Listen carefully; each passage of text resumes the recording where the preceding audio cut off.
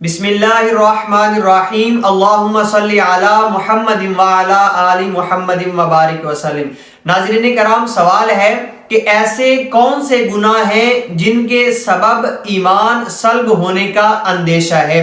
سوال بہت اہم ہے کہ ایسے کون سے گناہ ہیں کہ جن کی وجہ سے ایمان کے سلب ہونے کا، ایمان کے ختم ہونے کا اندیشہ پیدا ہوتا ہے۔ تو دیکھیے، ایمان کی حفاظت کے لیے ویسے تو ہر گناہ سے بچنا ضروری ہے، کوئی بھی گناہ معاذ اللہ برے خاتمے کا سبب بن سکتا ہے، لیکن 4 ایسے گناہ جو علماء کرام نے بیان فرمائے ہیں کہ جن کی بنا پر انسان کے ایمان کے سلب ہونے کا اندیشہ ہوتا ہے۔ اور ایک بات یہ ذہن میں رکھیے کہ گناہ یہ کفر کا قاصد ہے، یعنی جب انسان گناہ کرتا ہے تو گناہ انسان کو کفر تک لے جاتے ہیں۔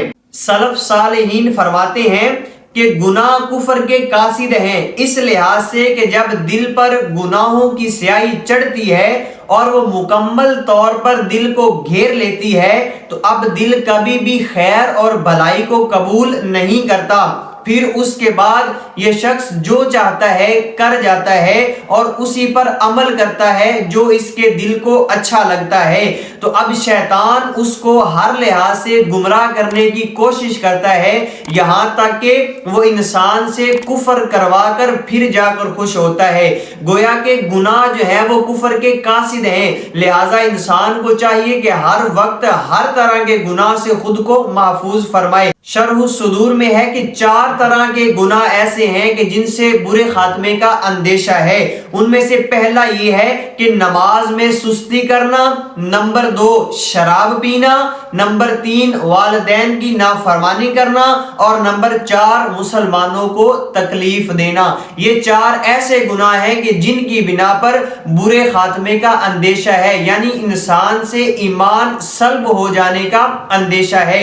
لہذا چاہیے کہ بالخصوص یہ 4 اور بالعموم تمام گناہوں سے انسان خود کو بچائے، کیونکہ گناہ یہ کفر کے قاصد ہیں، اور انسان کو چاہیے کہ ہر وقت اللہ رب العزت کی بارگاہ میں استغفار کرتا رہے، کیونکہ گناہ کر کر کے انسان کا دل اس قدر سخت ہو جاتا ہے اور اس قدر اندھا ہو جاتا ہے کہ وہ خیر اور بھلائی کو قبول نہیں کرتا اور وہ بدبختی میں مبتلا ہو جاتا ہے اور بالآخر وہ اپنے ایمان سے ہی ہاتھ دھو بیٹھتا ہے۔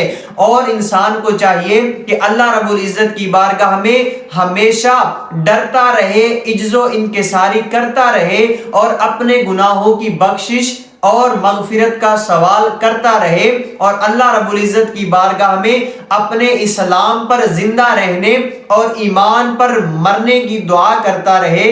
اللہ رب العزت کی بارگاہ میں دعا ہے کہ ہم سب کا ایمان پر خاتمہ ہو اور حضور علیہ الصلوۃ والسلام کے وسیلہ سے ہمیں اسلام پر زندہ رکھے اور ایمان پر موت نصیب فرمائے۔ امید کرتا ہوں کہ آپ کو یہ سوال اور اس کا جواب سمجھ آ گیا ہوگا۔